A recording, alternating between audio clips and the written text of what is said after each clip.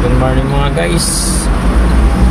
First booking natin ngayong November 12, 2025.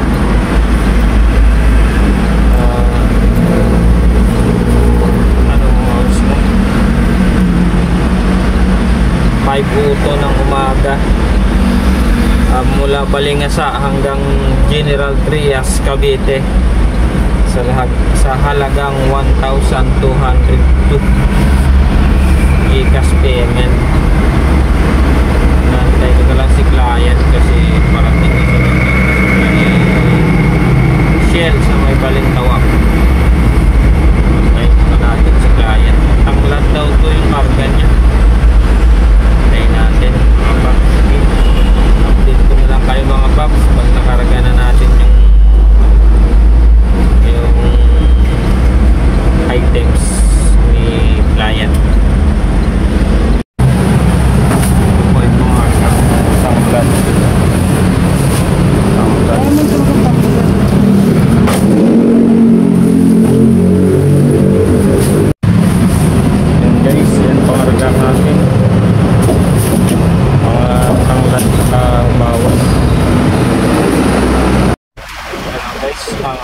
Traffic dito sa Espanya. Time 6:16 AM ng umaga. Grabe, aga ng traffic.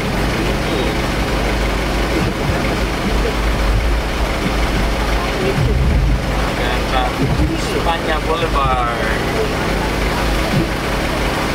Punta ako ng Rojas Boulevard.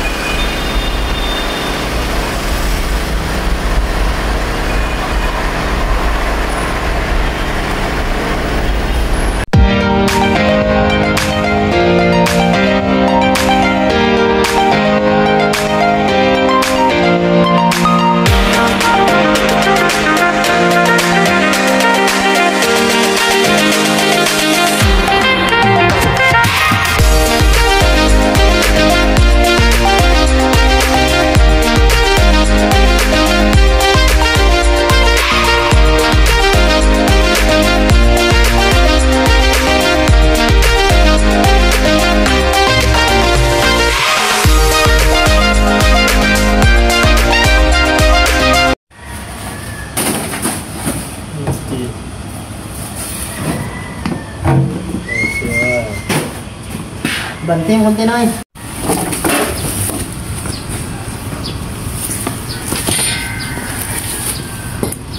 Pag na po lang first booking.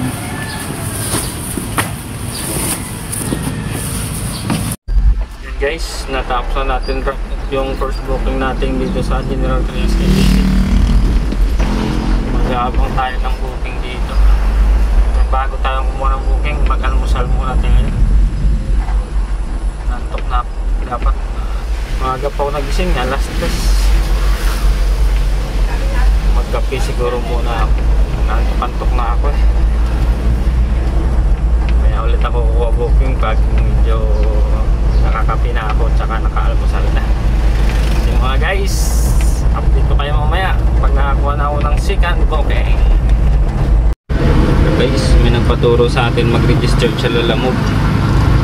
Hindi daw siya makapasok sa Lalamove dito sa General Trias Cavite. Kaya tinuruan ko siya mag-register. Hindi daw siya makaregister. Matagal na daw paano eh, sa ibang bansa nakalagay yung kanyang phone number sa Philippines. Picture natin yung URCR.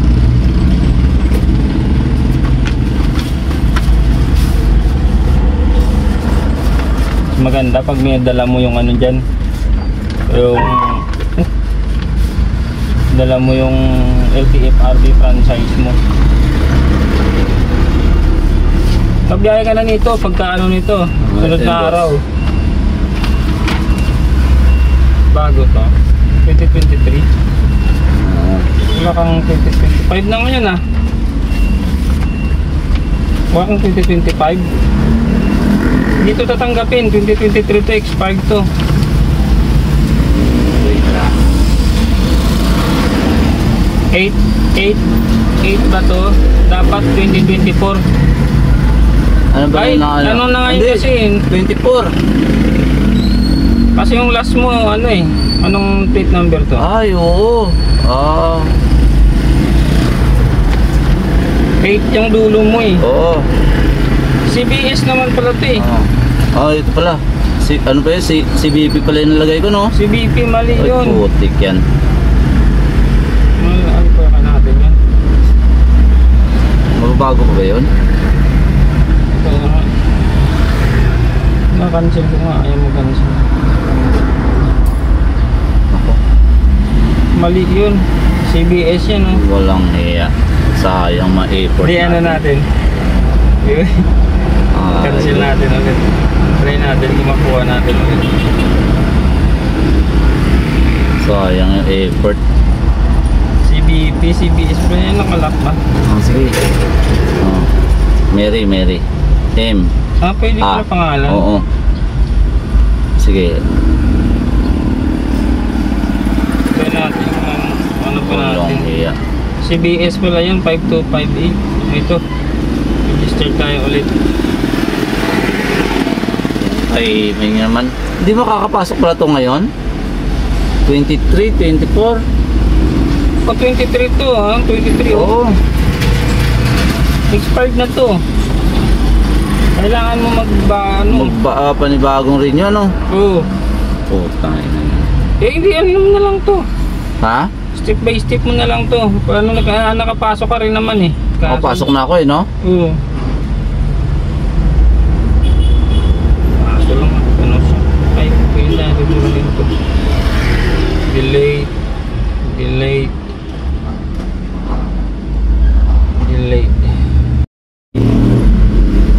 General Trias Cavite. Wala pa akong voting na nakuha. Makabangul tayo. Time check muna tayo mga guys. 9:23 na ng umaga. Wala po tayong booking. Nakarating ako dito alas 8. Kumain muna ako nagkape kasi pumipikit-pikit yung mata ko kanina. Umaga pa ako nagising alas 3.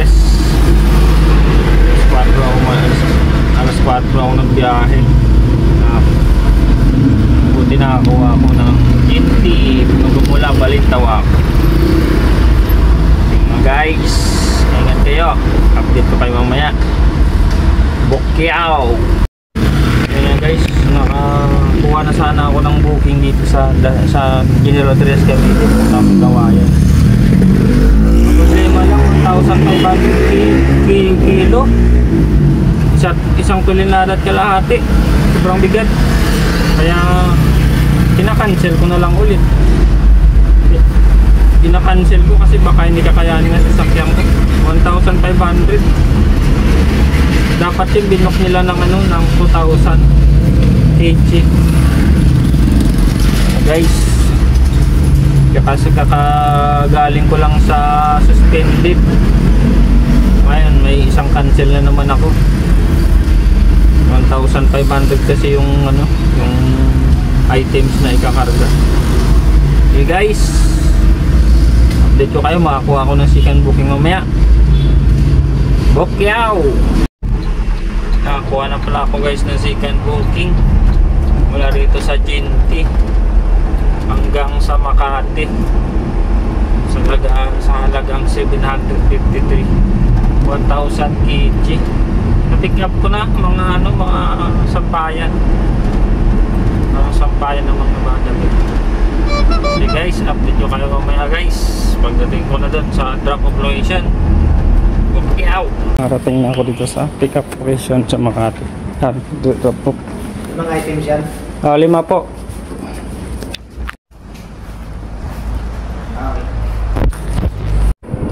Yan guys, binayaran tayo ni client ng 753. Walang tip.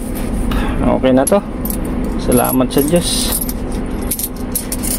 Ayan, mag-abang na naman ako ng panibagong booking. Pangatlong booking, pang second booking ko pa lang to eh. Yan guys, nakakuha na ako guys pang third booking mula sa Mandaluyong hanggang Mikawayan sa halagang 953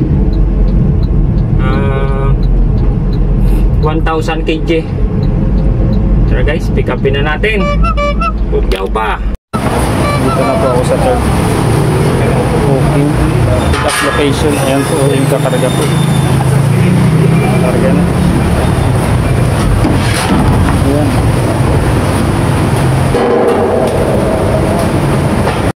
Ito na po guys, yung baba na namin ang third booking ko.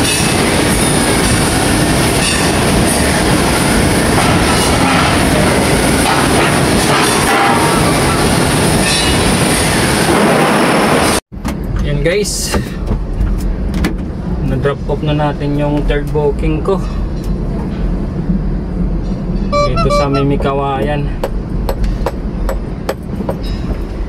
Palatubugan pala to ng ano, ng bakal na maging galvanize.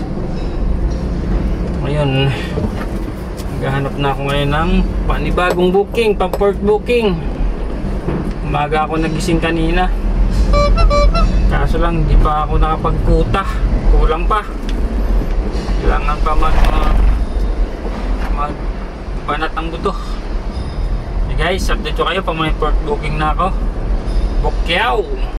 So guys, may pang-apat na booking na ako mula rito Mikawayan hanggang sa Old Samsung, Quezon City, sa halagang 650 plus. Guys, puntahan ko na. Pang-apat na booking. Anong oras na? Alas 5, 5:13 ng hapon. Ayan guys, nandito tayo sa pang-apat na booking na pang-apat na booking ko. Carrots yung karga ko. Carrots. Ayan, carrots.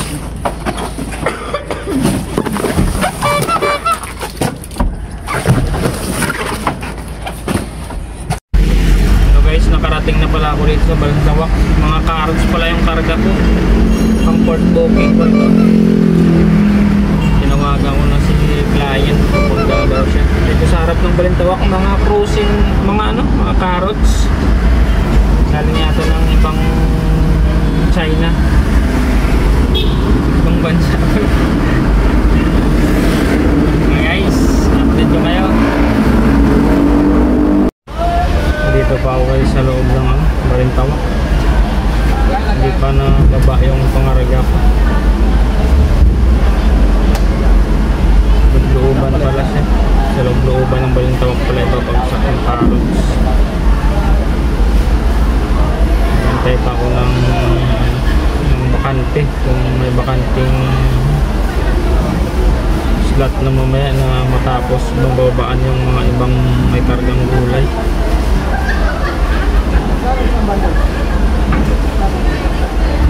Ano ko nito, baka hindi dadagdagan ng kliyente yung ang nito, yung booking. Aray ko.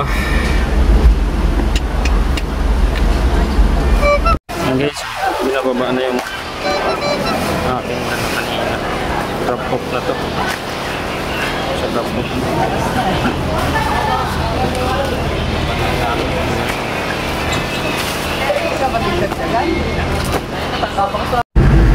Ayan guys, natapos natin yung drop off yung pang-apat ko na booking. Ano oras na? Mag-alas 8 na. Maghanap ako ng pang-lima ko na booking. Kasi kulang pa yung pang-bound ko na boundary ko. Wala pa pang boundary. Pang-gas na, pang-budget, pang-boundary na lang kulang. Guys, bukyaw pa. And guys, nakahanap na ako ng pang-lima kong booking. Pa-pick up ko na din mga mga chiller lang sa deliver sa SM Purview. halagang 700 mahigit 779. 709 na lang babayaran niya kasi may 70 siya na wallet eh. So guys, papunta na kami sa drop-off location. Yung mga guys, nakauwi na rin kami sa bahay. Alas 12. Ang pinita ko ngayong araw pala ay 3,500. Ginawasan sa diesel 1,000. 2,500 na yata na. Pagkain 200. Mga 2,3 na lang. Malinis.